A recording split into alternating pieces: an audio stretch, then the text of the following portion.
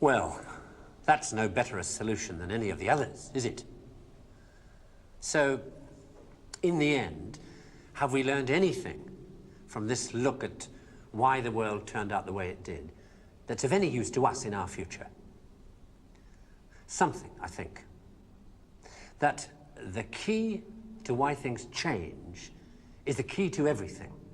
How easy is it for knowledge to spread? And that in the past, the people who made change happen were the people who had that knowledge, whether they were craftsmen or kings. Today, the people who make things change, the people who have that knowledge, are the scientists and the technologists who are the true driving force of humanity. And before you say, what about the Beethovens and the Michelangelos? Let me suggest something with which you may disagree violently. That at best, the products of human emotion, art, philosophy, politics, music, literature, are interpretations of the world that tell you more about the guy who's talking than about the world he's talking about.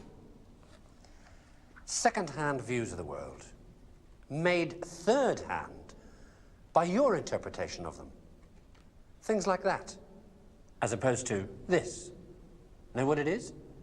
It's a bunch of amino acids, the stuff that goes to build up a worm or a geranium or you. This stuff's easier to take, isn't it? Understandable. Got people in it. This scientific knowledge is hard to take because it removes the reassuring crutches of opinion, ideology, and leaves only what is demonstrably true about the world.